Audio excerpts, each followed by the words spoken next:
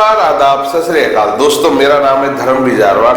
एक बड़ा ही फेमस सा एक श्लोक है संस्कृत में, विनाश काले विपरीत बुद्धि। मतलब जब किसी व्यक्ति का बुरा समय आता है तो वो जानबूझकर गलत काम ही करता है, और कई बार तो गलत काम करने की वजह से लोगों का बुरा समय आता है। और यही हाल आम आदमी पार्टी और उनके मुखिया अरविंद केजरीवाल और उनके तमाम नेताओं का हो गया है, जो अपनी हरकतों, अपने भ्रष्टाचार के चलते जेल जाने वाले हैं, वो भी एक बहुत लंबे समय के लिए। दोस्तों, आपको याद होगा कि जब दिल्ली के चुनाव में केजरीवाल को और उनके भ्रष्ट नेताओं को हराकर भारतीय जनता पार्टी लगभग 27 साल बाद दिल्ली की राजनीति में आई, चुनाव जीता था, तब प्रधानमंत्री मोदी ने कहा था कि जैसे ही सदन शुरू होगा उसमें सबसे पहले सीएजी की रिपोर्ट, जो कि शराब घोटाले को लेकर जारी की गई थी, जिसको केजरीवाल और उनके तमाम नेताओं ने बड़े लंबे समय से दबाकर रखी हुई थी, उसको दिल्ली की जनता के सम्मुख रखी जाएगी, जिसकी वजह से अरविंद केजरीवाल और उनके तमाम नेता बुरी तरीके से डरे हुए हैं। उन्होंने अपने हर घोटाले को छिपाने के लिए रोज नई नई साजिशें रची, लेकिन अब दिल्ली का जनादेश आ चुका है। मैं गारंटी दे रहा हूं, पहले विधानसभा सत्र में ही सीएजी की रिपोर्ट सदन में रखी जाएगी। भ्रष्टाचार के हर तार की जांच होगी, और जिसने भी लूटा है उसको लौटाना पड़ेगा। यह बहुत ही खुशी की बात है कि नई सरकार द्वारा माननीय उच्च न्यायालय के निर्देश के मद्देनजर और अपनी जिम्मेदारी को समझते हुए दिल्ली की जनता के प्रति पहले ही सत्र में पहले ही दिन आज सीएजी रिपोर्ट को सदन पटल पर प्रस्तुत किया जा रहा है।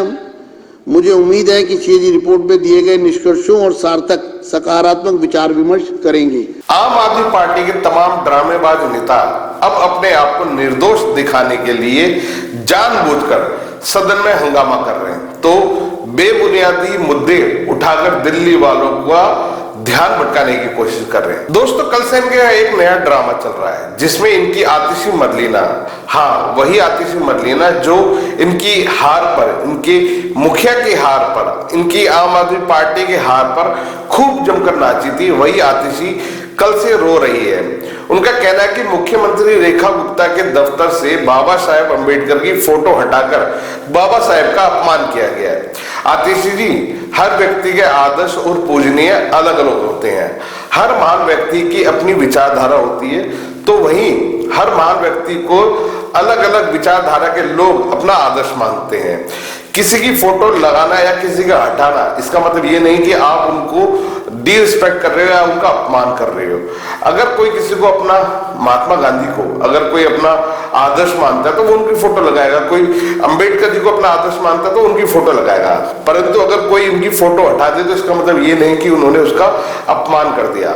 आतिशी जी, एक बात बताओ, अगर दिल्ली की मुख्यमंत्री रेखा गुप्ता महात्मा गांधी जी को अपना आदर्श मानती है तो इसका क्या यह मतलब हुआ कि उन्होंने बाबा साहेब या भगत सिंह जी का अपमान कर दिया है? कैसी घटिया मानसिकता है आतिशी आपकी। वैसे वो क्या था जब आपकी भाभी सुनीता जी ने भगत सिंह जी की फोटो हटाकर घोटालेबाज केजरीवाल की फोटो लगा दी थी, तो क्या भगत सिंह जी का अपमान आप लोगों ने नहीं किया था? सीधे तौर पर दिख रहा था कि आप लोगों ने भगत सिंह जी का अपमान किया था। भगत सिंह जी और अंबेडकर जी से करने का प्रयास किया गया, जो देख के बहुत बुरा लगा, बहुत गलत लगा। मैं यही कहना चाहूंगा कि आम आदमी पार्टी को इस तरह से नहीं करना चाहिए, और किसी भी राजनेता को भगत सिंह जी या अंबेडकर जी के साथ अपनी तुलना नहीं करनी चाहिए। अपनी व्यक्तिगत राजनीति अपनी तरह करें, उसमें कोई हर्ज नहीं है, पर इन महान लोगों के साथ अपनी तुलना नहीं करनी चाहिए। हम इनके दिखाए हुए रास्तों पे चलने का प्रयास कर सकते हैं। खैर, हम आप सब दर्शकों को बता दें कि इस तरह की घटिया हरकतें करके ये लोग सिर्फ और सिर्फ दिल्ली के लोगों का ध्यान भटकाना चाहते हैं, ताकि दिल्ली के लोग सीएजी रिपोर्ट पर अपना ध्यान ना दे सकें। चलिए, कुछ सीएजी रिपोर्ट को लेके, उसके कुछ मुख्य बिंदुओं को लेके हम लोग आपस में चर्चा करते हैं। दोस्तों, नियंत्रण और महालेखा परीक्षक सीएजी की ताजा रिपोर्ट में दिल्ली की आबकारी नीति और शराब की आपूर्ति से जुड़े नियमों का कार्यवाहन में गंभीर खामियां उजागर हुई हैं। दोस्तों, सीएजी रिपोर्ट में बताया गया कि आबकारी विभाग की नीतियां और उनके कार्य करने के जो तरीके थे वो पारदर्शित नहीं थे, जिससे सरकार को लगभग 2000 करोड़ से भी अधिक का नुकसान हुआ। सीएजी रिपोर्ट में पाया गया कि आबकारी विभाग ने लाइसेंस जारी करने के दौरान नियमों का सही तरीके से पालन नहीं किया। दिल्ली के आबकारी नियम 2010 के नियम के 35 के अनुसार एक व्यक्ति या एक कंपनी को अलग अलग प्रकार के लाइसेंस नहीं दिए जा सकते, लेकिन जांच में पाया गया कि कुछ कंपनियों को एक साथ कई प्रकार के लाइसेंस दिए गए थे, मतलब जमकर घोटालेबाजी हुई है। दोस्तों, कई मामलों में आबकारी विभाग ने बिना जरूरी जांच किए ही लाइसेंस जारी कर दिए। इसमें विपरीत स्थिरता, बिक्री और कीमतों के जुड़े दस्तावेज, अन्य राज्यों में घोषित कीमतें और आवेदकों के आपराधिक रिकॉर्ड तक जांच नहीं की गई। ये ऐसे महत्वपूर्ण बिंदु थे जिन पे कोई काम किया ही नहीं गया। दोस्तों, रिपोर्ट में यह भी पाया गया कि थोक विक्रेताओं को शराब की फैक्ट्री से निकलने वाली कीमत तय करने की छूट दी गई थी, जिससे कीमतों में खूब जमकर हेरफेर किया गया। जांच में पाया गया कि कंपनी के द्वारा विभिन्न राज्यों में बेचे जाने वाली शराब की कीमत अलग अलग थी। मनमाने ढंग से तय की गई कीमतों के कारण कुछ ब्रांडों की बिक्री खूब घटी तो कईयों की बिक्री खूब बढ़ी, जिससे सरकार को उत्पाद शुल्क के रूप के अनुसार नुकसान हुआ।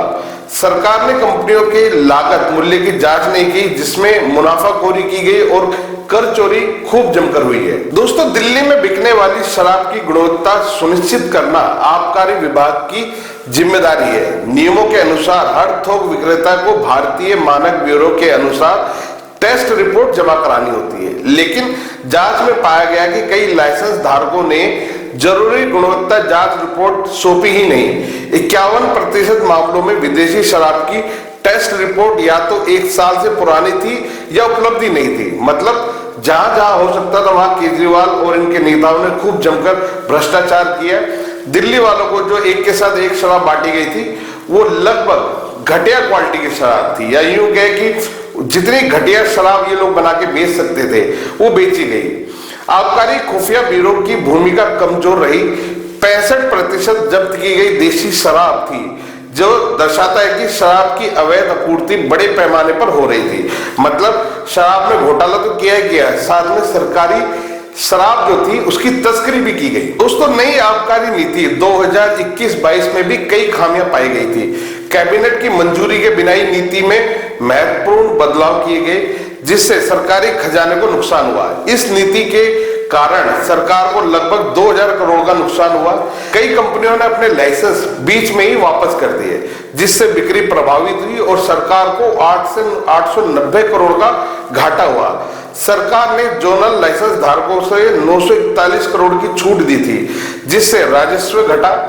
और कोविड महामारी के दौरान सरकार ने लाइसेंस फीस में 144 करोड़ रुपए की छूट दी थी, जो आबकारी विभाग ने पहले ही दिए गए दिशा निर्देशों का उल्लंघन था, उसके खिलाफ था।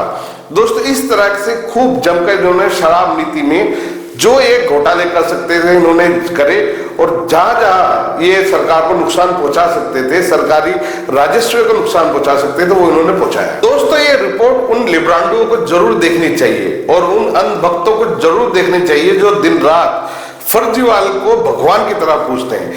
केजरीवाल ने सिर्फ अपनी तिजोरी भरने के लिए कोरोना काल में जब लोग मर रहे थे तब शराब घोटाला किया। लोगों को जानबूझकर महंगी शराब बेची गई, घटिया शराब बेची गई, नकली शराब बेची गई। जब लोग मर रहे थे तब केजरीवाल ने अपना शीश महल बना दिया। दिल्ली की जनता के करोड़ों रुपए खा गया। यमुना की सफाई के नाम के 7000 करोड़ रुपए खा गया। मोहल्ला क्लिनिक के नाम पर करोड़ों का घोटाला किया गया। डीटीसी की बस खरीदारी में घोटाला गया है। अभी सिर्फ एक ही सीएजी की रिपोर्ट सामने आई है, जिसकी वजह से केजरीवाल और इनके तमाम नेताओं में हड़कंप मच गया, इनकी हालत खराब हो गई।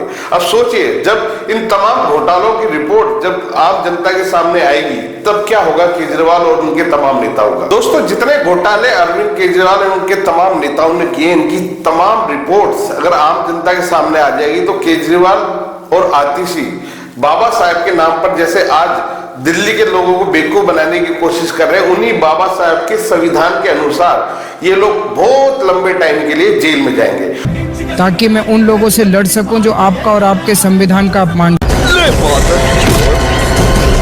और हो सकता है कि इनका आजीवन, पूरा जीवन सिर्फ जेल में बीते, क्योंकि जितने भ्रष्टाचार इन्होंने करे हैं, जितने दिल्ली की जनता की गाड़ी कमाई के पैसे इन्होंने अपने घोटालों में खा गए हैं, दिल्ली के पैसे को, उन तमाम घोटालों के चलते जितनी इनकी सजा होगी, तो मुझे लगता है कि शायद आने वाले समय के अंदर अरविंद केजरीवाल के तमाम नेता तिहाड़ जेल में मिलेंगे, या फिर जो बचेंगे वो मेरे को लगता है कि हिंदुस्तान छोड़ के ही भाग जाएंगे, क्योंकि पैसा तो इनके पास खूब भर भर के इनकी तिजोरियां भरी पड़ी हैं, खूब जमकर इन लोगों के पास पैसा, क्योंकि जमकर घोटाले किए। तो दोस्तों, ये सीएजी की रिपोर्ट के बारे में आपकी अपनी क्या राय है, हमें कमेंट्स करके जरूर बताएं। केजरीवाल एंड सन्स के तमाम नेता जिस तरीके से दिल्ली के लोगों को बेवकूफ बना रहे हैं, आप लोग क्या सोचते हैं, हमें कमेंट्स करके जरूर बताएं। और दोस्तों, समय निकालें और ये सीएजी की रिपोर्ट को पूरा ध्यान से जरूर पढ़ें। ये आप लोगों के लिए बहुत जरूरी है, खासतौर से उन केजरीवाल के अंधभक्तों के लिए जिनको लगता है कि केजरीवाल जैसा ईमानदार, कट्टर ईमानदार आदमी कोई नहीं है इस दुनिया के अंदर। इस आदमी ने, अरविंद केजरीवाल ने ईमानदारी के नाम पे करोड़ों रुपए का भ्रष्टाचार किया है। आपके हमारे सबकी गाड़ी कमाई का जो पैसा था, जो हम टैक्स के रूप में सरकार को देते थे, वो सारा पैसा ये लोग खा गए हैं। और आज हालत ये हो गई है कि दिल्ली की जो मौजूदा सरकार है, भारतीय जनता पार्टी की सरकार है, उनको चलाने के लिए सरकारी खजाने में कुछ नहीं मिल रहा है। दोस्तों, इस रिपोर्ट के बारे में आपकी जो भी राय हो, हमें कमेंट्स करके जरूर बताएं। धन्यवाद।